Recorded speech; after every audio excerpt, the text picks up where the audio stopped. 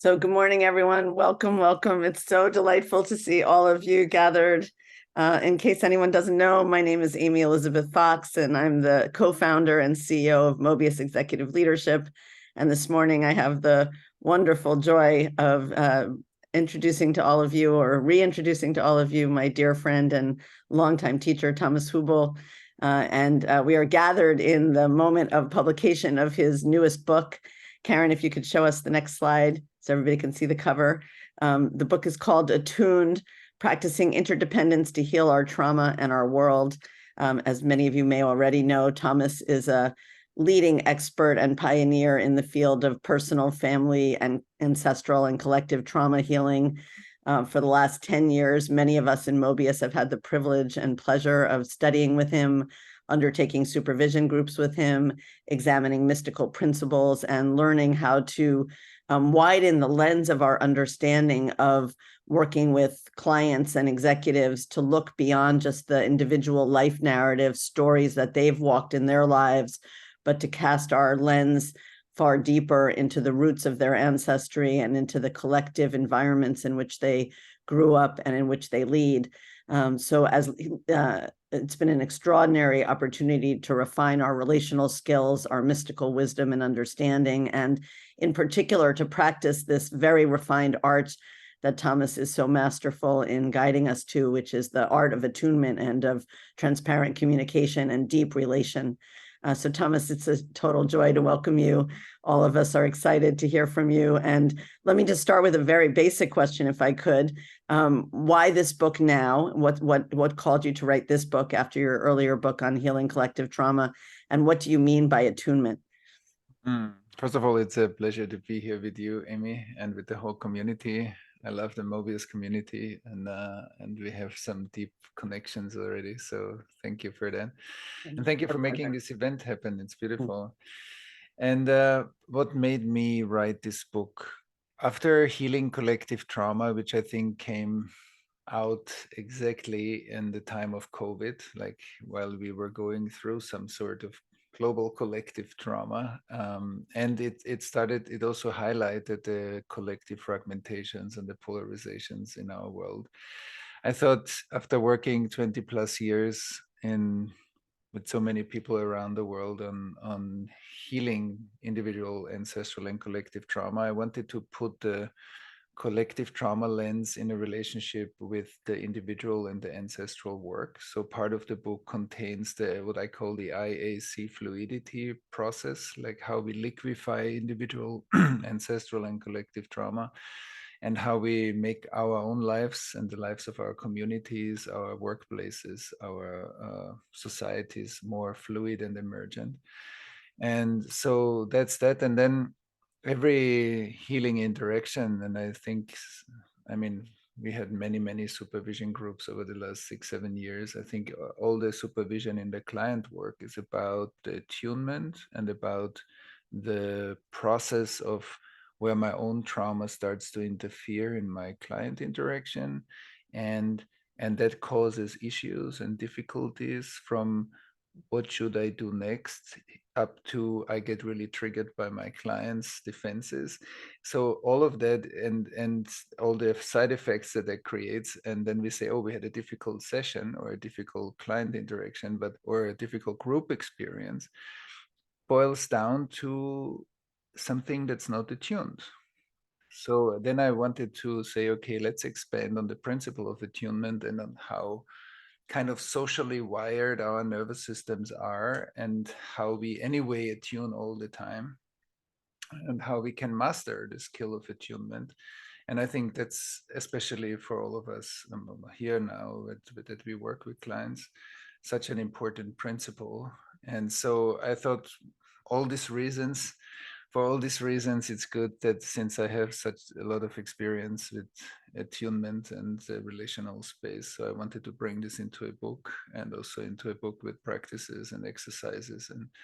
And the one part of the book is kind of a more general introduction into that, and the second part of the book is more for professionals. And so, yeah, I think these are all good reasons to write a book.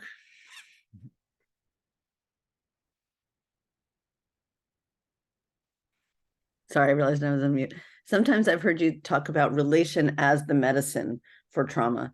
And I wonder if you could talk a little about why relationship is so homeopathic to the parts of us that have been hurt or terrified or abandoned and feel alone and overwhelmed. Why is relation or attunement such a repair process? Mm. Yeah, I said it before, like I had a beautiful conversation with a professor in Germany, like a neuroscientist and a medical professor, but he's a neurobiologist by training too. And so he spoke about how our whole nervous system is wired to be social. When we grow up, all of us need a social environment to survive. In a way, we need relationships to carry us through the first years of our lives, and especially also in the second phase of our life, we are coming back to a more, it's like a wave, we're coming back more to like a social community based understanding and how important service in our communities. I think many of us are serving our communities all the time through the work that we do. And but I think it's very important to understand that when we grow up in circumstances that are not well attuned to us, we have to hyper-regulate our inner world, and we have to either become over the top or pull out. We can't stay in our original sensitivity. We cannot stay fully grounded in our body. And when we look at it, in one way, we could say in the traumatic moment, life says here in space and time, in this body, in this sensitivity, in this emotional experience, in this relational openness, it's not good for me.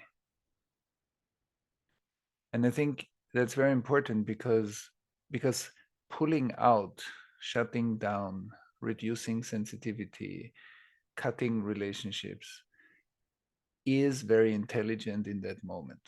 So it's not even that if we cannot attune, then that something's wrong with us. Something's right with us in the given circumstances that we experience. There was something profoundly true to what later on looks like maladaptive or dysfunctional. And I think that's why understanding the intelligence of protecting myself and also understanding the beauty and the intelligence of all the defense mechanisms our clients come with. Yeah, I think So that's so important. That's for me as a practitioner, that's one of the most important things I learned from you, is to not be in an assessment mode of what people do that isn't serving them, but to really bless it as an early survival strategy that's just antiquated now. Exactly. And then when you hold it that way, you meet your client's defense mechanisms with compassion and love, not with, oh, that should be changed or fixed. And then that attention helps the client to depathologize their own internal view of themselves and create an access to the intelligence that produces that symptom to start with, or that defense to start with.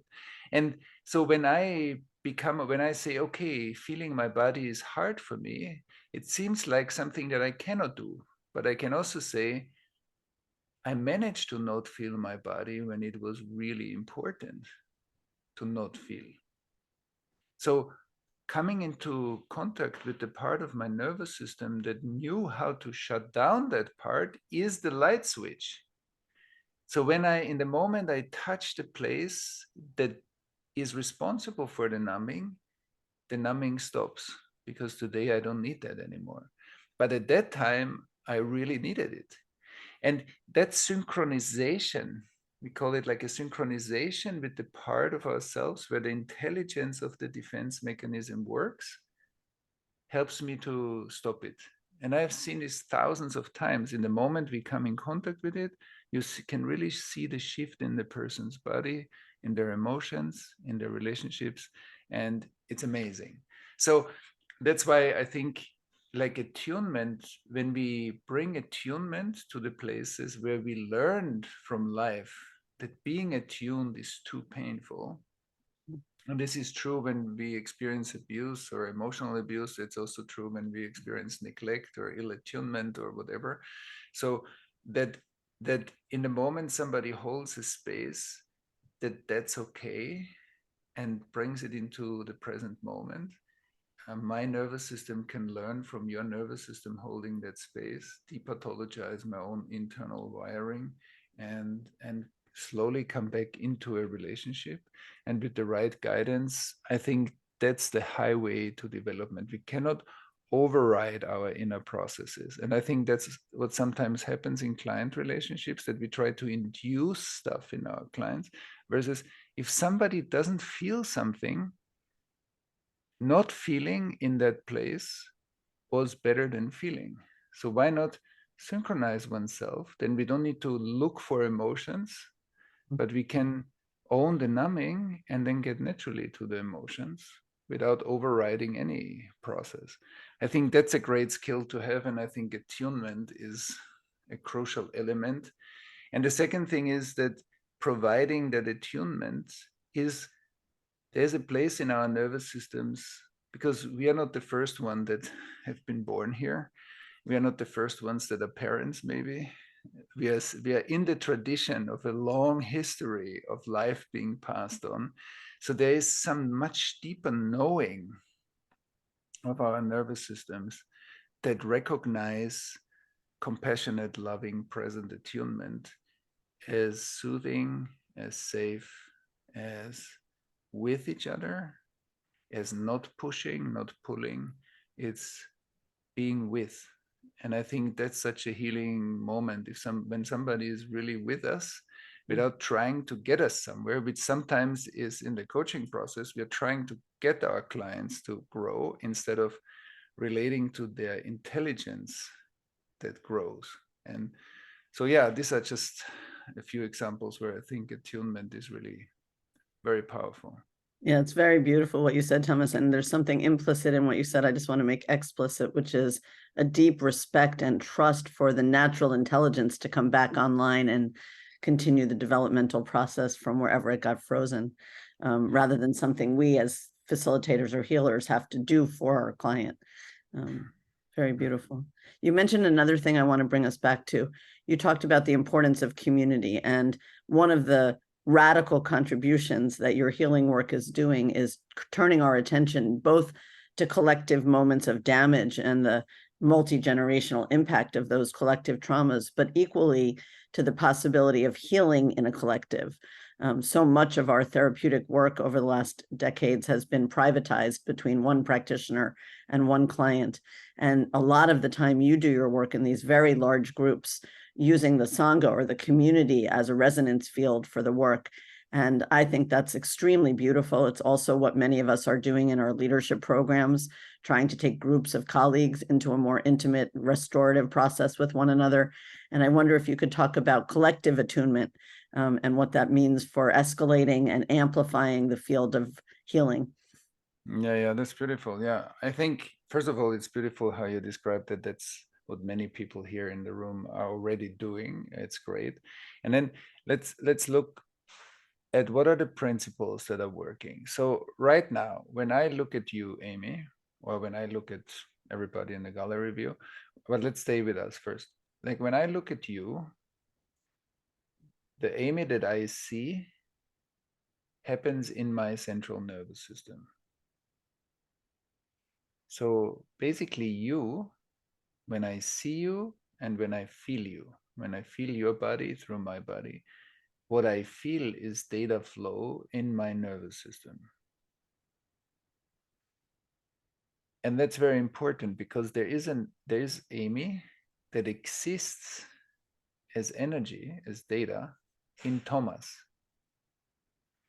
And there is Amy sitting where you're sitting, and vice versa too. There's a Thomas and an Amy in everybody who's listening to us right now. There are many Amy's and Thomases, and the more present we are with each other, these Amy's, Thomases, or everybody here in the group, when we create a group attunement, when everybody tunes in with everybody, everybody has the existence of everybody else inside. So attunement is that I pay much more attention to how much information my nervous system holds right now about you, other people in the room. So there's a lot of information that happens in all of us. When we create group presencing processes, we just highlight that process, bring more awareness to it. And of course, where we are hurt, there is an interference with the perception. So where I'm hurt, where I'm traumatized, I can't perceive you in me, which means I externalize parts of you. And these are the parts that will also be harder for me when I give you a session to relate to. If my nervous system is open, you're not externalized, we are interdependent. That's why I call the book the principle of interdependence in the healing work, because we are always existing in each other. But the interesting part is that Amy in you, in your body, and Amy in all of us is energy, which means a wave pattern, and Amy in her body is a particle, and also energy, basically on a material level. But so we are always kind of in the particle wave field. We exist as both. We exist here, but we also exist in everybody that knows us and everybody that sees us. It's even stronger when we are in the same space, virtual or physical.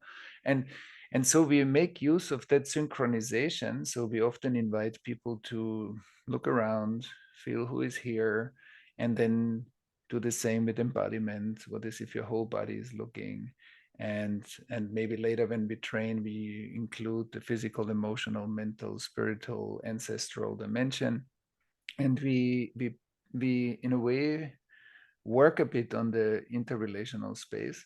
And then when one person shares something, the holding space is of course much stronger. So when one person touches trauma, in everybody listening, the person touches the trauma. Mm-hmm. Which means there is an amazing holding environment. We feel each other, which has two effects. One is that the relational dimension is amplified. And we know that positive relational experiences are the remedy for trauma.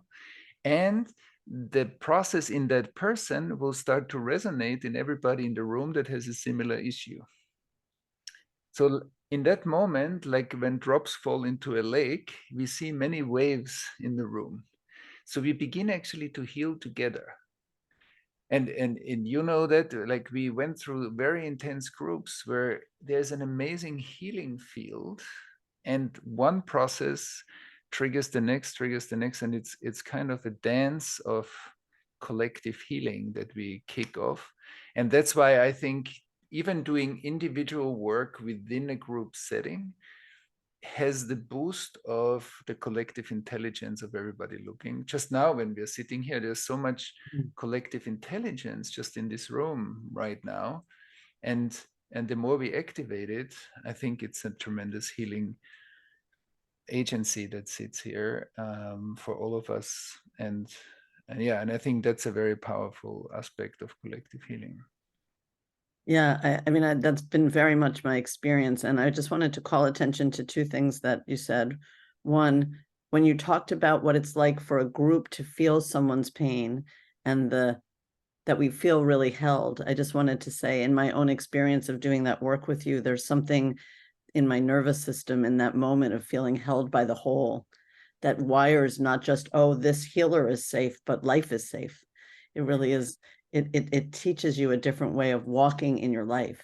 And in a way, so many of us are so hurt that we don't perceive the world as benign, as benevolent, as grace-filled, as a place of safety and refuge, that every time we can make micro ecosystems that have that vibration, I think it creates a ripple out into the fabric of life. And you do that in some of the most hurt contexts in the world. And I really bow to that, Thomas. And I think it's way beyond an individual healing. It's really rewiring the fabric of humanity. So just wanted to say that. And you talked about how when we're hurt, as everyone is, some parts of other people can't abide in us, or we can't receive that particular data. And I know that that's true in witnessing individual healing, but it's also sort of how we wind up with such a polarized society, where there's entire swaths of society we can't receive. And I wonder if you could talk a little in your mind about the link between attunement and your work on collective trauma. Yeah, let's first say that trauma, of course, is often has an individual dimension that's biographical, that's some experiences that we had. Then there is the ancestral dimension that we know already how trauma gets transmitted intergenerationally. And so not all the issues that we have in our life are just personal issues. And even the trauma that has been created through parenting in our life was based on the trauma of our parents and their parents usually. So it's not that we can say, oh, this is my trauma and this is their trauma. This is more like one system. It's like a web. And the same is true for cultures. Let's say somebody has a bike accident on the street in a regular day in a city. So there is a current stability in the collective field, more or less, and then one person gets hurt. So but this the environment, the ecosystem is more stable. But if a country goes through war, or my grandparents were bombed in Vienna in the Second World War, so they went through an experience where the entire collective ecosystem is getting hurt. Many people get traumatized at the same time. So there's a collective wounding going on because the individual and the ecosystem experiences. So there's way less stabilization going on. So there's a kind of a tribal trauma response, as I call it. And so when we usually after those impacts, we didn't have yet the collective skills, also the global collective skills to support those, like Ukraine, for example. Let's say the war ended tomorrow, but the war is not going to end for generations, because that's not just hurting the people that are living now. It's going to hurt 4 or 5 generations at least into the future will suffer. So do we have actually the skills globally to work on that so that we can reduce, even reducing 1 generation impact, that it ripples out only 3 generations instead of 3 or 4 or 5, is already a major impact, versus bringing it back into this generation. This was even a bigger impact. So, but for this, we need a global resourcing around collective conflicts, and we don't have that yet, that kind of collective intelligence in place. So that's why often the work that was needed to reduce the collective PTSD didn't happen. So it has been passed on to the next generation. Look at the Holocaust, look at racism in the US. It's like it's still going on, it's re-traumatizing, and it's 400 years of traumatization. So that creates a very strong impact. And so that's why what we said before, these collective containers are important, because nobody can deal with this alone, but we can create an architecture. I often say, I mean, there was a time when hospitals didn't exist. And then someone or a group of people had the idea, we need places for sick people because that's where they get the care that they need, and we improve this over a long period of time. And I think we need a similar process for the collective residue of nations. We need to restore the residue, every legacy in every country. It can be the US, it can be Israel, Germany, Asia, any place, has a collective trauma residue. And we have been born into that, and we normalize that, but that's not normal. That's a part of it is hurt. And so creating ecosystemic spaces, holding spaces, where we can digest that and integrate that and turn that into post-traumatic cultural learning, which is very innovative, emergent, and sets free a lot of energy in the system. Energy for growth is something that is really needed. And so that kind of architecture is upon us to create, because it doesn't exist yet. We don't have that yet on a mainstream level, that governments would provide the resources and the funding, because we could see, well, that really takes care of some of the root causes of some of the social issues that we have, and would reduce public health costs tremendously. Over the course of 5 to 10 years, you would already see a significant drop in certain illnesses, mental health issues, social issues, criminal rates, you name it. And I think that's why attuned collective architecture and spaces is needed to work on this, and the principles of this collective presencing that we spoke about before, plus some knowledge and skills, of course, about trauma, I think are key to do that. And we often don't have that in organizations. Some of the organizations we work with either went through trauma or created trauma in the society, and there's never been a real process to integrate that, including how we dealt with COVID. It seems like we went through COVID and then it stopped, and all the side effects that we see need some integration work, but it seems like we just keep running further. And so that digestion process in the society, I think, doesn't fully work yet. And it's also part of the trauma because that impairs it also. And the good thing, though, is that every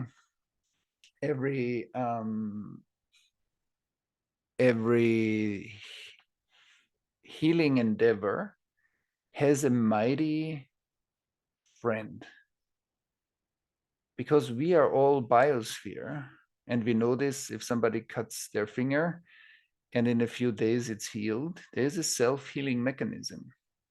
I think the good news is that all of us carry and are part of, are agents of that self-healing mechanism.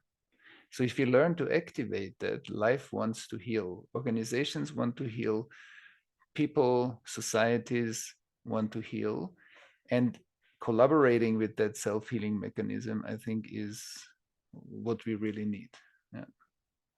Yeah, I mean, that's so full of hope and inspiration. And it makes me want to ask you a slightly more mystical question, which is, what is the role of grace or divine blessing in that restorative process?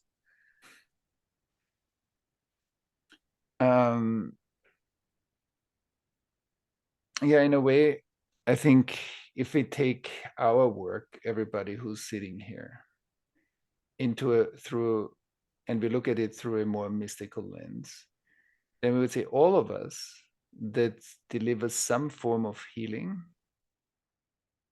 and integration work are already the principle of grace. We are working for that principle. We are agents of that. This principle works through us. Because either we suffer the after effects of trauma in repetitive patterns, and as long as we don't really look at this, we will go through the experience of the repetition compulsion of our trauma. And this can, like you look at Ukraine, this can take 80 years, it can take 150 years, and it can take a day. But there is a repetitive dimension to trauma that we see. Like, look at it, every one of us has certain patterns that come back, and then say, oh, now we are through this, and 2 days later somebody does something and you feel again this tremendous existential fear or this anger or this thing. So, and gosh, Thomas, I have no idea what you're talking about. I know, that's why I'm saying it, in case you meet somebody like that, so then you can and so I think that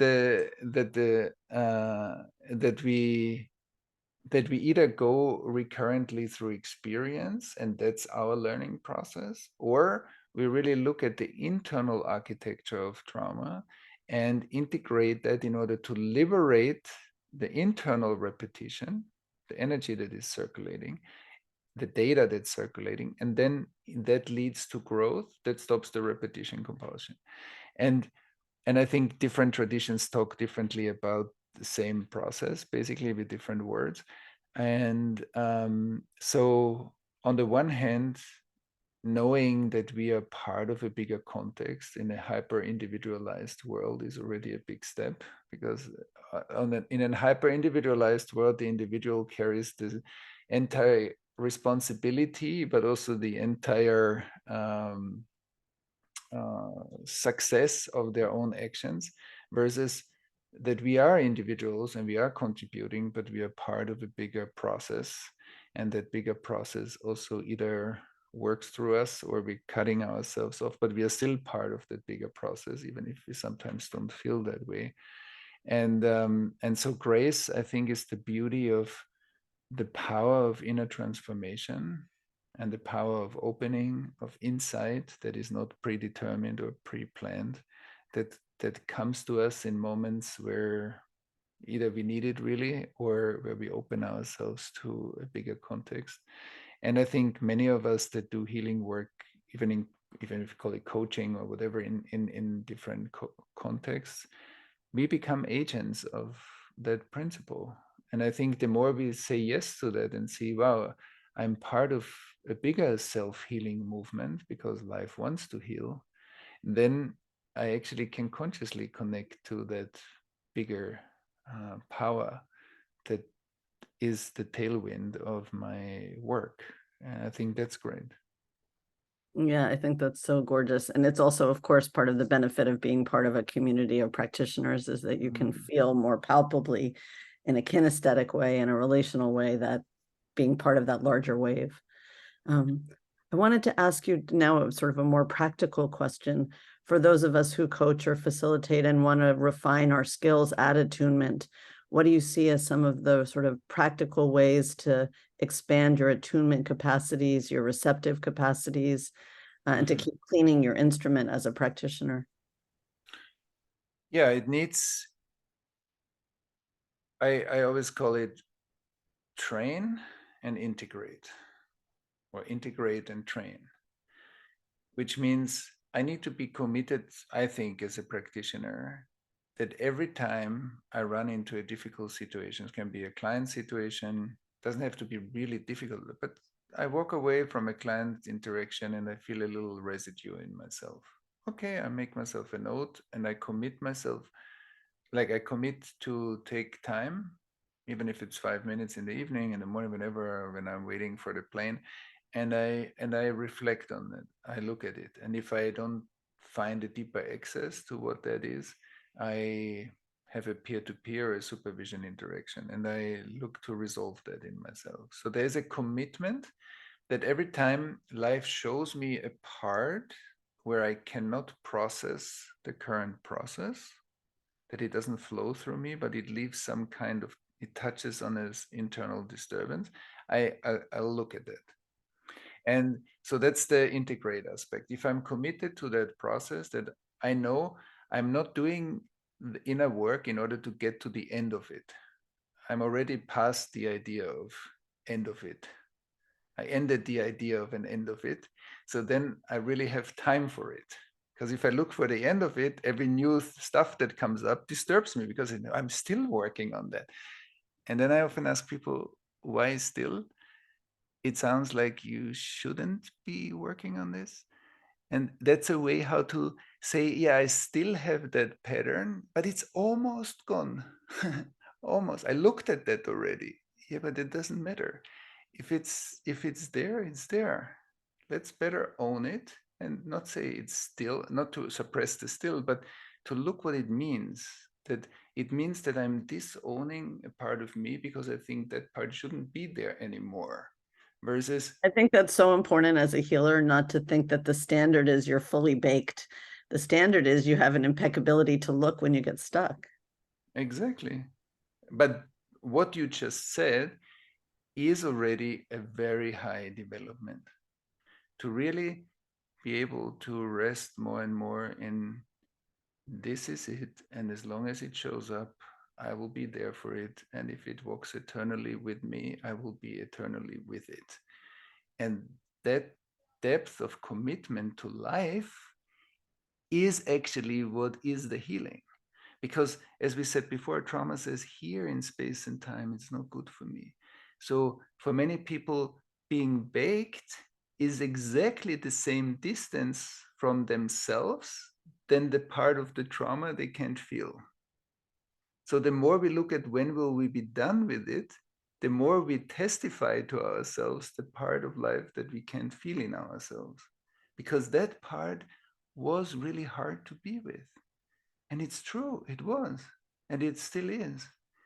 So let's say, yes, it is. We went through stuff that was really hard, and we will step by step learn to be with it. And you can see it in more mature practitioners. There's more peace with that stuff. And that's also the deeper commitment to their own healing. It's not anymore where will I get to, it's more how can I be with. And that also is the commitment to my clients, because otherwise I unconsciously also support my clients more in their there-ness. Sometimes we call it their purpose, but what we're actually saying, I support you in not being here, in trying to be there, versus I'm so committed to here that I can be a magnet for you to come a little bit more here too, because life needs us here. It doesn't need us in the potential future. That's never going to happen because we can't really look at it like fully here. So we will never get there. And I think that paradox is very important for practitioners, because, and we see mature practitioners, you feel that they are in the room. They're not trying to get anywhere. They are like magnets. They're there. The most evolved people I've seen, the common criteria is that you feel they're there. And that's so strong that creates already a lot of impact. And I think that in itself is kind of a fundamental ability to our own attunement practice, because when I'm in the integration work myself, grounding myself more and more and dissolving some of the dualisms between me and life, me and the planet, me and nature, me and you, me and certain groups in society. So I am coming more in, so I become more part of, I'm more in the process versus externalizing and looking at the process. So then I'm more part of the data network. So that gives me naturally, my presence gives me naturally access to much more data that's in the room, also in the client interactions. I become more aware of subtle things that maybe we didn't see before, but now they become very obvious. And then our nervous system can be refined and trained, for example, through the fact that, yes, I'm listening to my clients' intellectual issues, whatever they come with, but I'm not hypnotized by that because all my other channels of perception stay open. So I use my whole body to look. I use my whole body to sense. I'm refining my emotional resonance. So I feel when my client goes through emotions, goes to numbness, goes to emotions, goes through defense patterns and numbing. And so I'm moment to moment like a surfer on a wave. And so if we open that up and then maybe we include ancestral information for those who are interested in it, so we can open the access points that channel data to us from other people more and more and more. And I think there are no limits to that.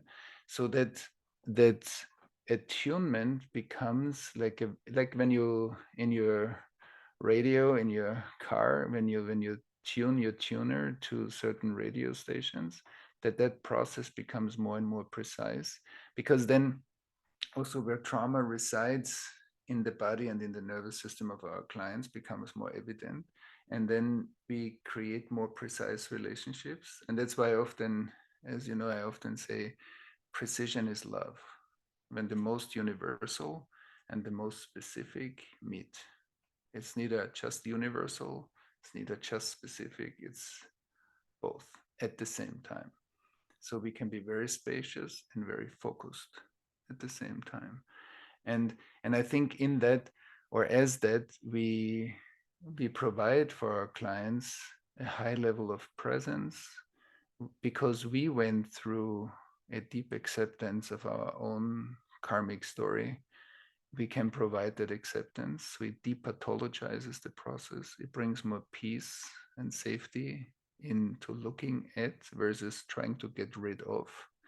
And then the integration grows our perspective. And then we see the beauty of how we turn our trauma into our gift.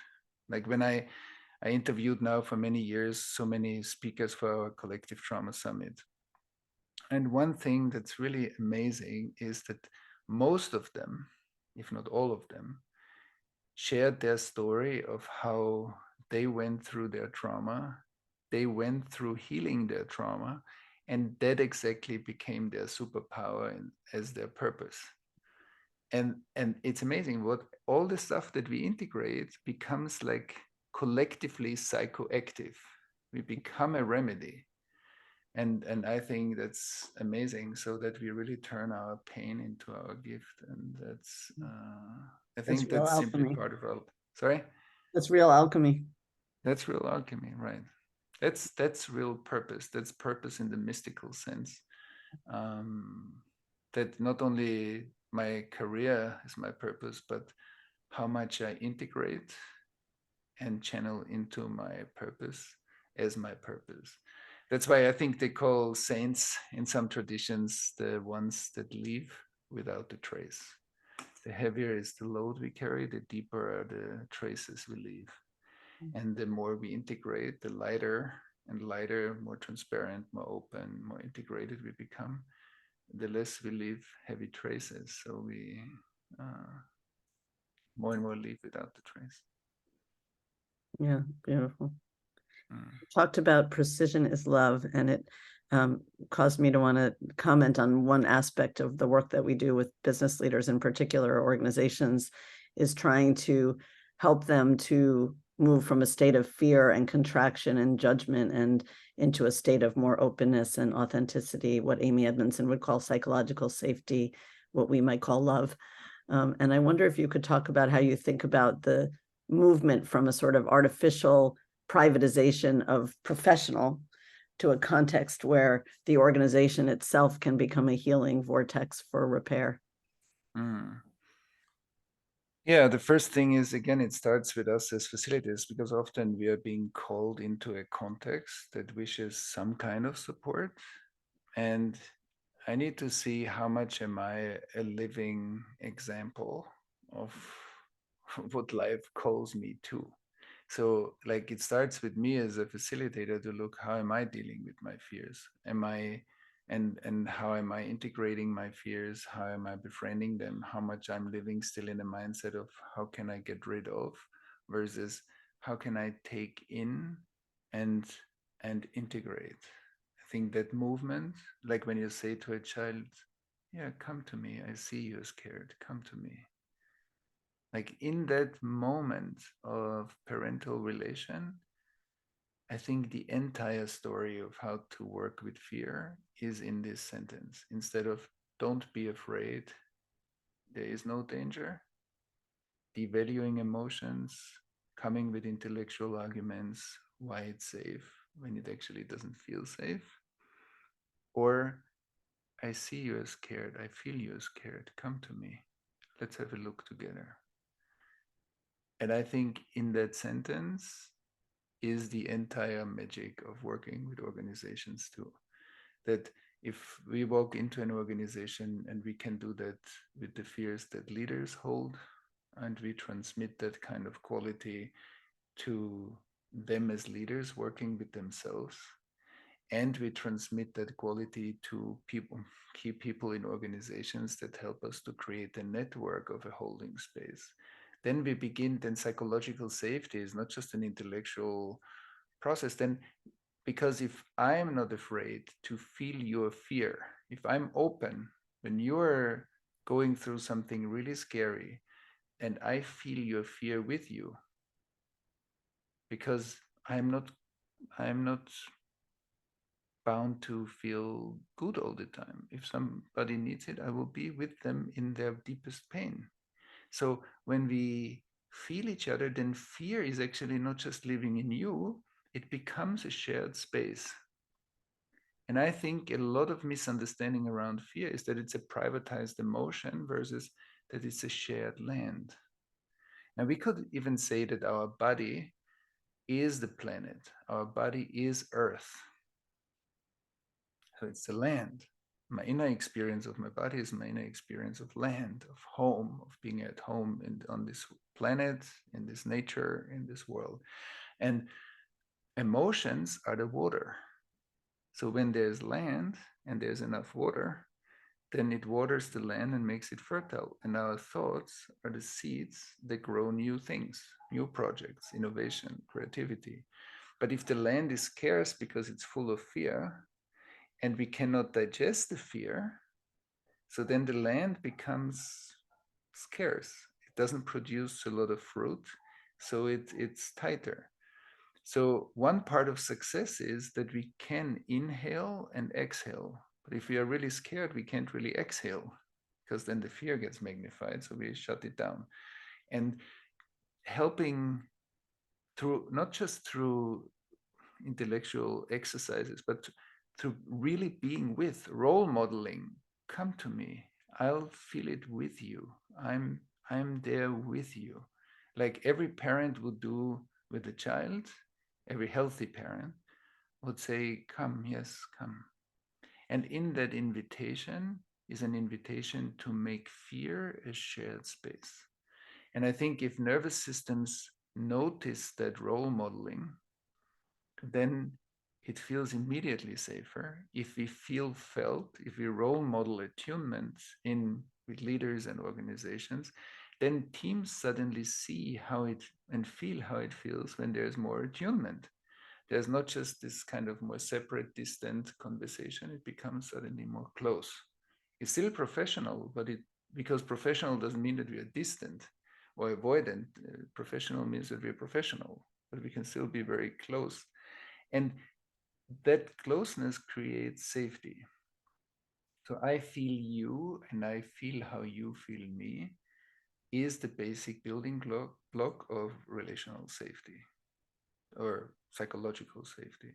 And I think if that spreads in an organization as a skill, as a quality, as something that we appreciate and cherish and acknowledge when it's happening so that it can grow and we bless it, so we really give it energy, then I think it's going to transform the organization and make it much safer. It will reduce also the hyper reactive behavior of yelling at people, screaming, emotional abusiveness, because the stress level in the organization will go down and the creativity will go up.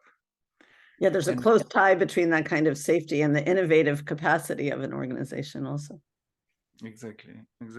And we always need to remember, I think, when we talk about these things, we always need to remember that we are coming out of a long era of power over hierarchies. And we are not fully there yet in establishing relational competency-based networks of collaboration that have a different dynamic. So we still carry in a way the traumatization of the power over spaces, but we are already in a change process. Also in democracies, we're in a change process. We don't live in autocratic regimes, but we are not there yet because all the after effects are coming up and it looks like as if it's creates some instability. And but we have to go through that detox phase in order to create more resilience. And that's why it's not always going to be easy, but it's going to be exactly the thing that we need in order to create the safety that individual voices can shine, and that we change the fuel of evolution from fear to creativity. We need to change the fuel, like there's external fuel change in process, and there's an internal fuel change. Do we want an organization that's based on fear as the driving factor, or do we want an organization that's based on creativity, motivation, emergence, self-responsibility, engagement, proactive engagement? So yes, I think we want that. Yes, we want that. You said something else, Thomas, I want to go back to. You said, I think you were really pointing to the contract all of us sign when we agree to be facilitators or coaches or healers or therapists, to not have a preference for the things that are pleasant and easy and light, but to offer ourselves to the things that others look away from that are painful. At a collective level, I've heard you talk about listening for the mute voices in society. And you have this beautiful teaching on global social witnessing, which in a way is an invitation to invite all of us to be part of the movement for Tikkun Olam, or global restoration and repair. I wonder, while we have a few minutes left, could you talk a little about what it means to give up the preference to put yourself in pleasant situations and to be willing to lend your life to things that are tough and hard and painful? And also the blessing that comes when you sign that contract. That's beautiful, Amy. It's beautiful. Yeah, I think the first thing is privilege. I think we all are privileged in this room. Privilege comes with the possibility to turn away. And certain people that have it much harder to turn away from their pain because it happens every day. And privilege comes with the power to not engage, to look away, to go away. So we need to know that every time we turn away, we are using that privilege. And to a certain extent, I think there is, from being constantly exposed to racism, to colonialism, to gender violence, so like there are certain things, or to parental violence, like that we can't go away really, to a different life where we have fluidity to move and regulate. I think there comes a stage in our maturation that I begin to see, wow, like that privilege needs to be used responsibly. And especially, I think, for people like us, when we have the privilege to do a lot of healing work for ourselves, and we chose a path to support others in their healing. And supporting others in their healing means that I give myself more and more to the beauty of the process, but also the beauty of creating those shared spaces. And as you said, I think because we are very privileged, I think, and also spirituality or consciousness development, higher level of consciousness comes with a higher level of the ability to respond, responsibility. And responsibility is not a duty, it's because I see more, because I feel more, I'm being called also more into the cultural space to engage and respond to what I see and what I feel. And I'm saying that there are many people that need to do enough individual healing work first, because they just get overwhelmed by the pain of the world. They can't just expose themselves to it. So we know that.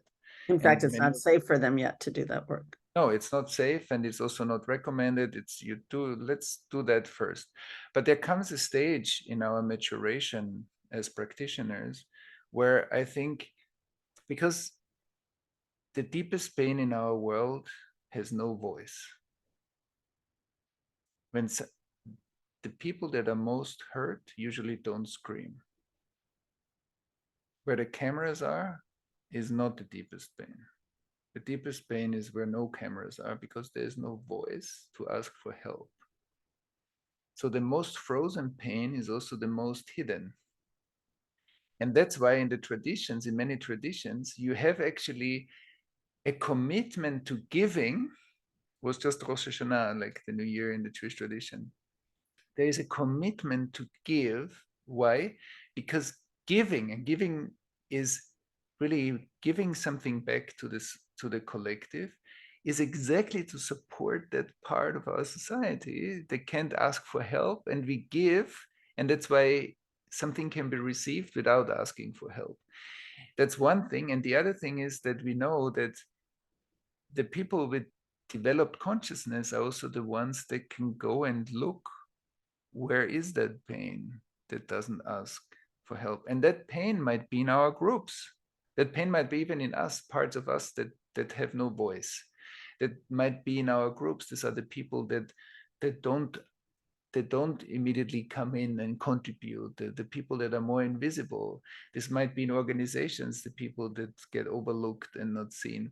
And this might be in the bigger context in different cultural communities that simply are so disempowered that it's hard for them to attract even help.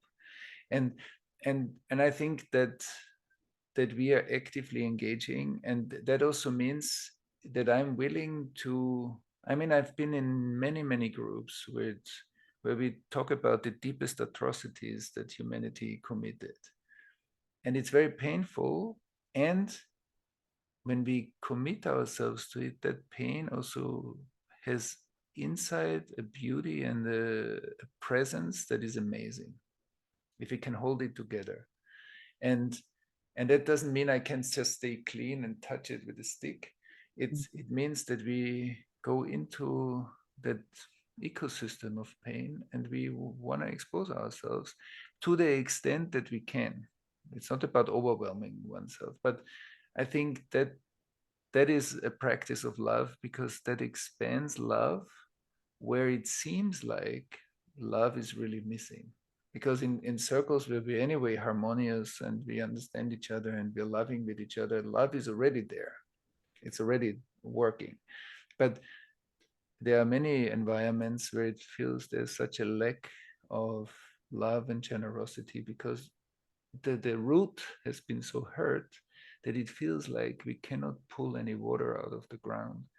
And I think, given that we are all really privileged, I think at least some of our energy needs to also go there and be aware and see what we can contribute or what can be done to alleviate that pain. Because in that layer of life, I think most of the power of evolution is frozen. So yeah, that's beautiful, Thomas. relieving some of it is creating a lot of change. Yeah, and you can feel when you let yourself be permeated by that level of frozen pain, there's something holy that happens. It's very beautiful what you're describing. So everybody, we're at the end of this extremely rich and I hope touching hour it was for me to be with you, Thomas. And just a couple of things to share. Please look for Attuned on Amazon. And if you have a moment, post it on your social media so that we can help Thomas spread the word for this balm of beauty into the world. And we've mentioned a few times on this call the supervision groups that Thomas leads for Mobius and its global community, which means any of you are most welcome. They're groups that meet for 2 hours a month for 6 months, and Thomas does very deep healing work, process work with each of us in the group and helps us to do exactly the kind of therapeutic hygiene he's been describing of taking and harvesting difficult client moments for our own repair process. If anybody's interested to consider joining us, please just write a note to me, Amy at Mobius Leadership, MOBIUS, Amy at mobiusleadership.com, and we'll be only super happy to send you an invitation to join one of our groups that are launching in October, and mostly on our collective behalf. Thomas, it really moves me. Thank you for the profundity of your work and your teaching and for being with us in the ways that you are. We usually look forward to welcoming you to the annual gathering in a few weeks, which everybody will be streaming live on the Wednesday, the week of October 15th. So please join us then again if you can't be with us in Boston. Thank you, Amy. Yeah. Thank you, Amy, for your work and for everybody's work here in the community. It's such a big impact. And thank you for having this conversation. Totally a joy. Have a good day, everyone.